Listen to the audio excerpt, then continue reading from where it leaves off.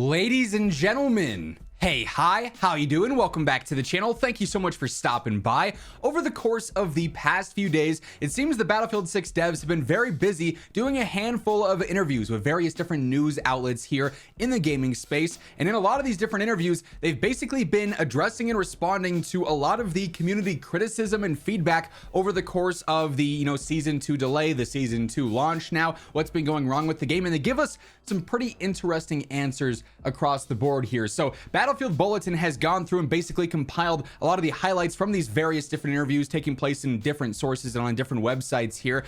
This first of which responds to how exactly they are going to plan content going forward, obviously coming off of the season 1 extension, the season 2 delay. I think looking at it now, we've seen a lot of updates go out with season 2. There were like 240 patch notes or something they said. Content wise, didn't really look much different than season 1. So you look at it from that standpoint, it's like, well, why was season 2 delayed? It's the same amount of content. Maybe it was because of some of those additional fixes. Maybe we don't have 200 plus notes if the season 2 update doesn't get delayed, but it still didn't feel like it was that different from a different seasonal update that we've seen already. But here's what they actually went through, what the devs went through and said.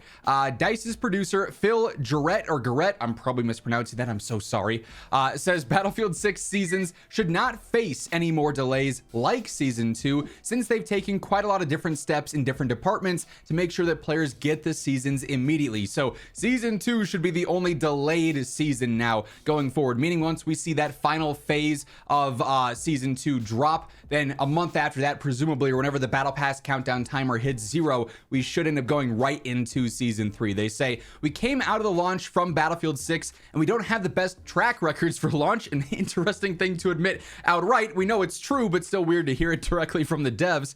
But it went pretty smooth this time around. Mostly, I guess.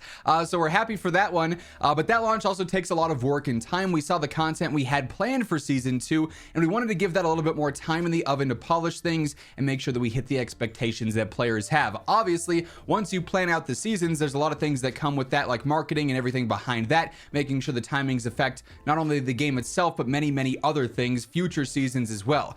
Absolutely, we need to make sure those hit as expected, and we've taken a lot of different steps in different departments to make sure that players get the seasons immediately once the season is planned to end. I will say they wanted the content to cook in the oven a little bit more. Again, we didn't see that much content different from like what we saw in season 1 with season 2, so makes the delay a little bit questionable, but maybe the content was just going to be more buggy if they hadn't delayed it. But going forward, we shouldn't see any more seasonal delays, so I guess that's good news. The devs also responded to some talk about limited time modes. They've marketed a lot of different things as LTMs, and players see that and say, well, this could be cool, but why would it just be limited? And here's what we end up getting information on. Battlefield Studios says they have not excluded the possibility that the VL7 smoke on Contaminated, the night vision goggles on Hagenthal base could arrive to other maps in the future. Where it evolves from here, that's very much up to player feedback. Also, how it gets received and whatever view it gets, that's going to implement how we think about the hallucinogen smoke going forward. They also expressed now that the foundations have been laid out so you can put this on other maps that we'll create in the future. So if LTM features or things like the smoke across the maps, like night vision goggles, are well received, it seems like the feedback is very positive about these things, then it's certainly stuff they'll try out in other modes. I will say on Contaminated, I don't mind the smoke. I think it introduces an interesting gameplay design there. In RedSec, not a fan. Those VL7 strikes, insanely annoying over there. So if I could have it in multiplayer, probably wouldn't be too opposed to it. It does change up how you want to play and engage in certain areas on certain maps, but RedSec, that's a no-go for me. And keep in mind, as we're going through the various different responses the devs have given over an assortment of different things going on in game, if you guys enjoy the video, you find the information helpful, a like rating is always seriously appreciated. If you're new to the channel as well, you want to stay up to date with everything going on in Battlefield, this is the place to be. So feel free to hit that subscribe button and turn on those post notifications.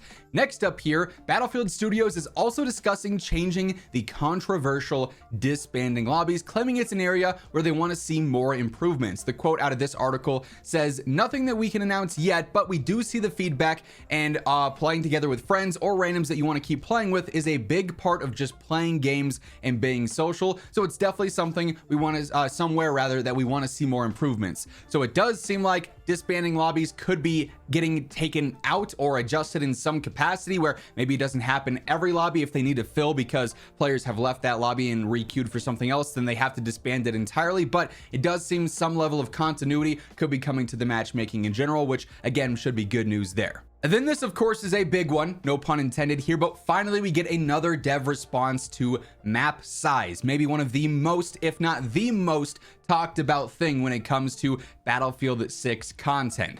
Battlefield Studios says that they are aware of the community feedback and the lack of big maps in Battlefield 6. Although no devs have confirmed whether subsequent seasons would have 2 or 3 maps as a standard, they did note that each season would feature hardware, vehicles, guns, and gameplay additions. We could kind of expect that. I think that's pretty basic when it comes to content. But they do say, "We see that feedback and hear it very loudly, and we're really happy that people just, want more of the stuff that we can provide." More maps is, of course, something we'll look more into, but also maps are one of the most time-intensive things that we build. Will need some more time. What we're doing on top of that, like what we see in Season 2, is more maps and bigger maps. We need to make sure that the maps hit the quality and match the expectations of what the players want. We're already testing Gold Mud Railway early on in labs now, so that's a step in the right direction. They also noted that maps start very early in development, so sometimes it's hard to go too far back and change things, but we're able to course correct if we need to do something. When it comes to maps, we hear the feedback and we see it loud and clear on larger maps. So they know the standard that Battlefield players want right now is more maps and larger maps. They also give themselves the buffer of maps are some of the most time-intensive things that they build, and especially if you're building out larger maps, it's going to take time. So this is both good news and bad news in one, I would say. It's good news that they are very aware that the players want more maps and they want larger maps, true to like Battlefield classic gameplay.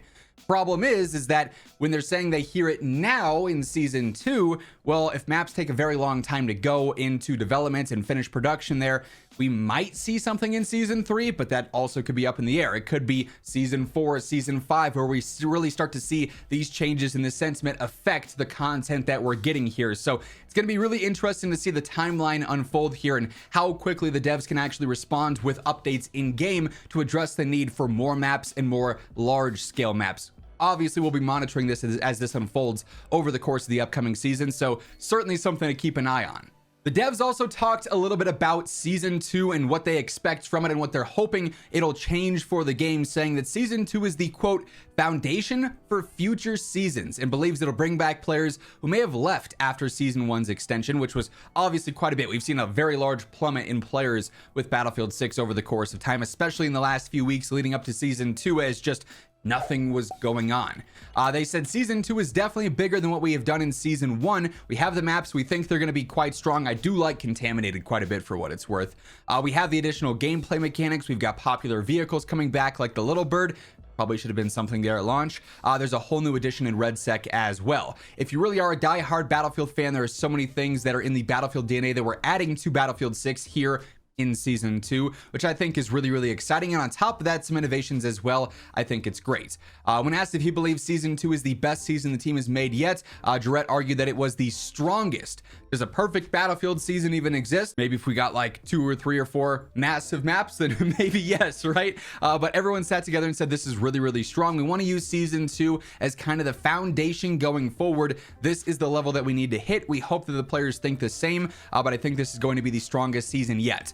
Again, some good news, some bad news, depending on your perspective here. Like the Season 2 content, I think is solid, but in terms of quantity, there's not necessarily a ton. Like 2 maps a season probably is not going to cut it to keep players on this game. That's just kind of the state of a live service and what gamers as a whole seemingly expect these days, just because other games are able to put out insane amounts of content as well. And only 2 maps right now is certainly seeming lackluster when it comes to content, but hopefully it's something that they build off of and build off of more and more as we get into Season 3, Season 4, and beyond. And speaking of getting more maps, we actually kind of got a response to this as well.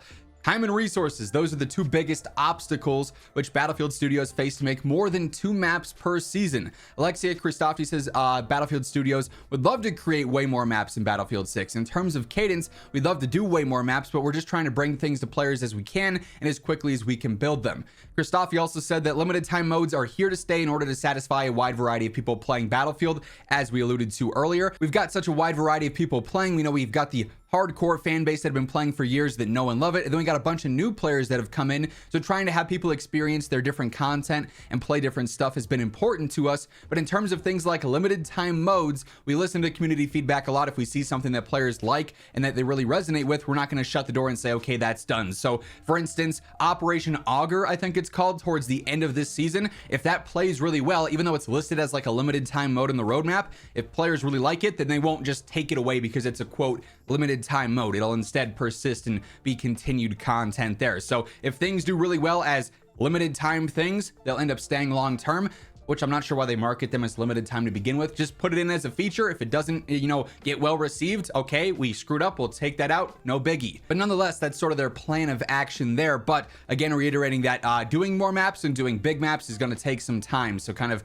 building themselves a buffer and a safety net that we might not see all this stuff in the near future or immediate future. But nonetheless, Battlefield 6 devs have responded to quite a bit of things over the course of the past few days. I'm sure we'll continue to see more responses and more announcements here in the next few days and weeks as well. So if you want to stay up to date with everything going on in Battlefield, be sure to hit that subscribe button, turn on those post notifications, and if you enjoyed this video, hit that like button on your way out. But once again, thank you so much for tuning in, and until next time, take it easy, have an awesome rest of your day, and I'll catch you later. Peace out.